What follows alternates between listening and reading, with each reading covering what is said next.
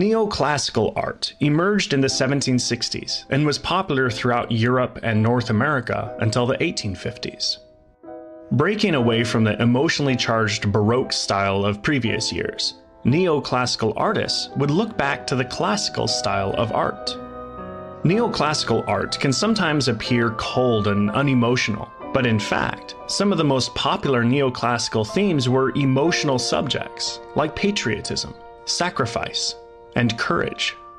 It was the style neoclassical artists employed in depicting these themes that differed dramatically from the Baroque artists of the past. Neoclassical artists shunned the sensuality and the shallow character of Rococo's style, and aimed instead for the symmetry, proportion, and simplicity achieved during the Renaissance. Neoclassical style is known for its formal composition, accurate detail, and solid lines, which sometimes came at the expense of lighting and atmosphere. It's also known for its classical and mythological themes with contemporary settings and costumes. Common themes included patriotism, honor, and human rights. Archaeology was a brand new science at the time, and it sparked public interest in all things ancient.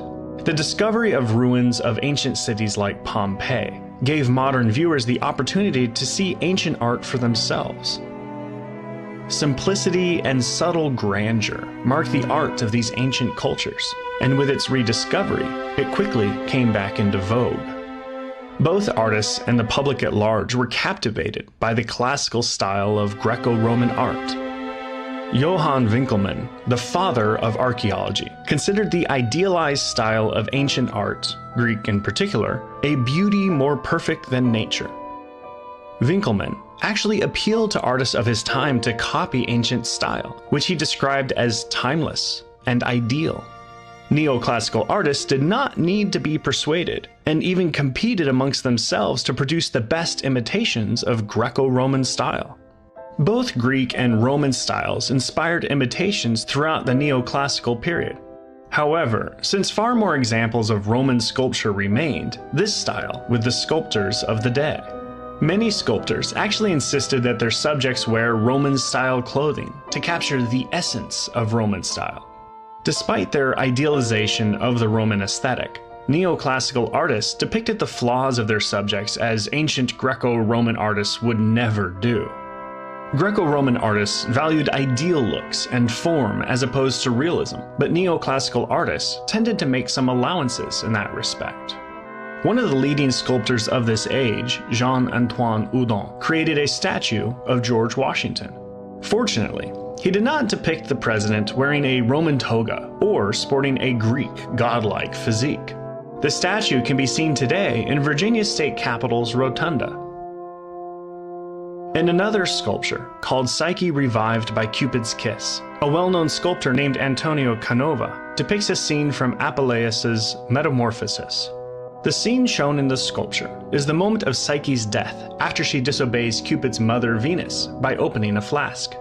Cupid finds Psyche dead and revives her with his love.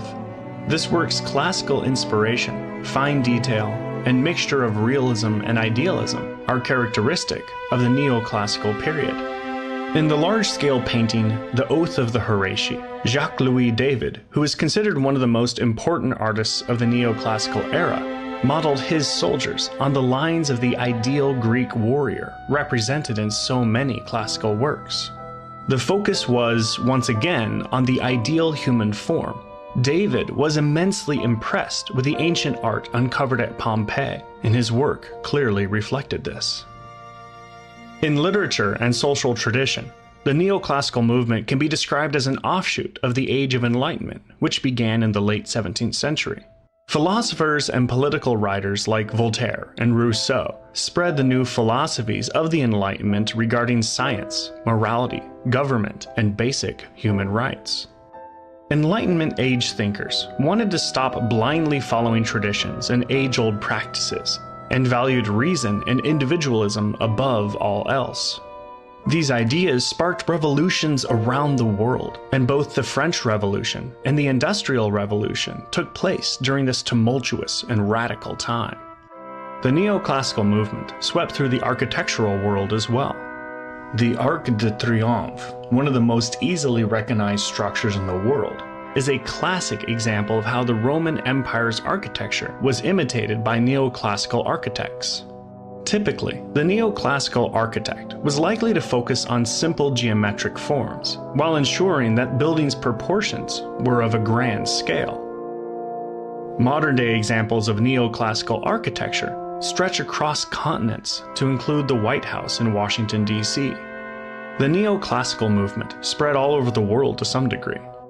Towards the end of the 19th century, the neoclassical school of thought coexisted with Romanticism, a new artistic style which was just beginning to emerge.